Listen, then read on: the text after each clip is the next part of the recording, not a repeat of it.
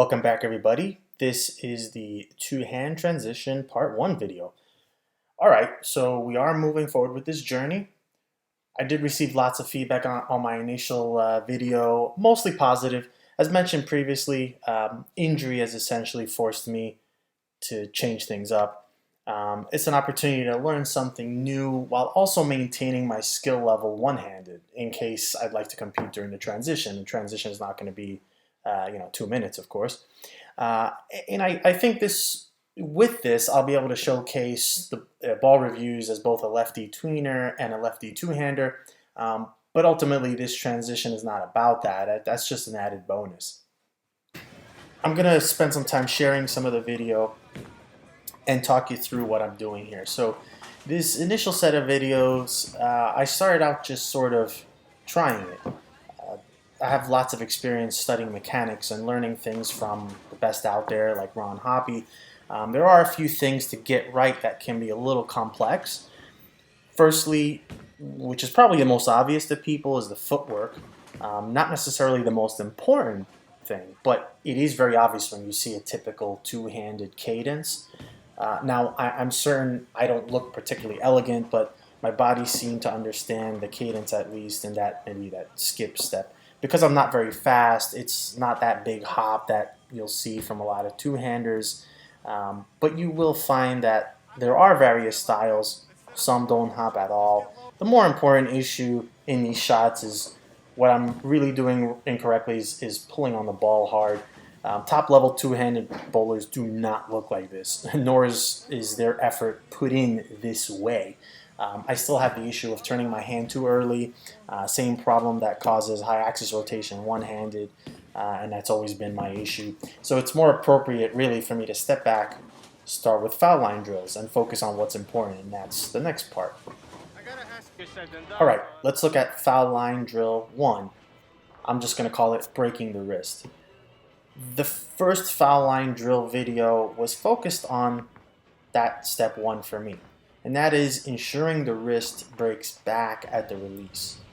So you start with a straight or cocked wrist, and as you come through and down, the wrist essentially breaks back and open to let the ball, say, fall off. Fall off the table, or however you want to envision it. When I teach my kids release, I put a ball on a chair and then push it off, roll it off. And you'll see that the ball naturally just rolls off and forward. And that's the key to a good release and rotation.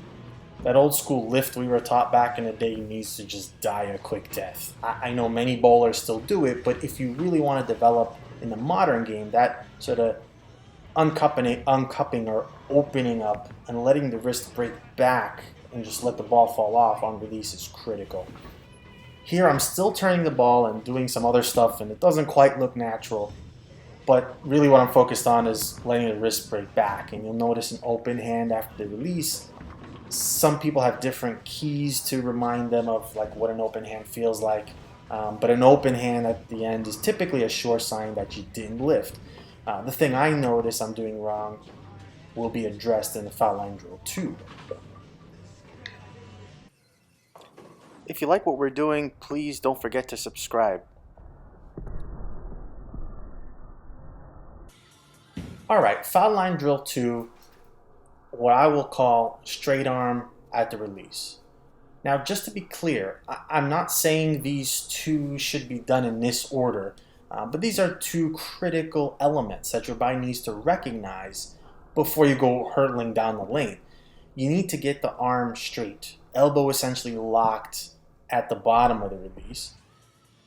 And this was clear as day over the last month of throwing two-handed, that due to my having, my elbow being bent all the time, my tricep tendon, down here was really getting very stressed. And I started thinking, what am I doing, trading one pain for another?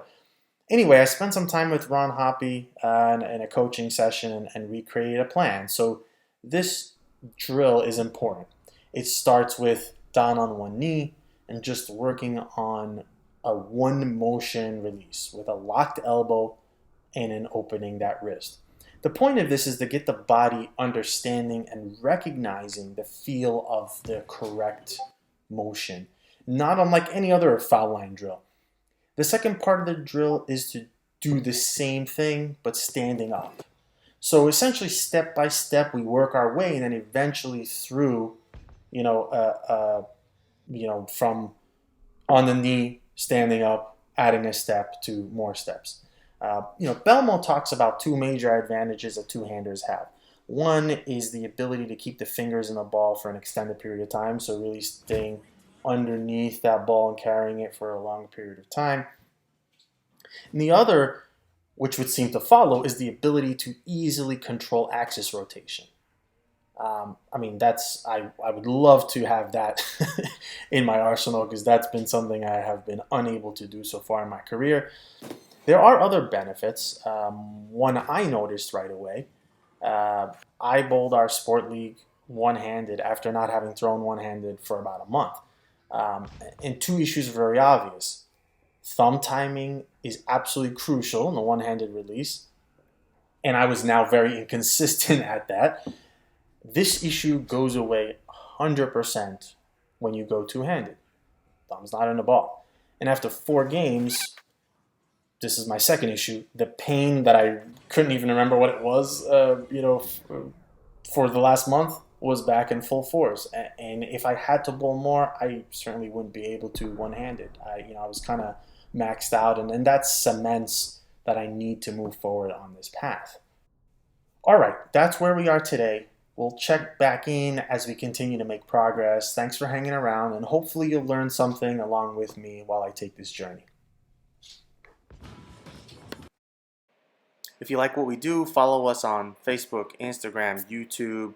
Don't forget to subscribe and check us out on Patreon.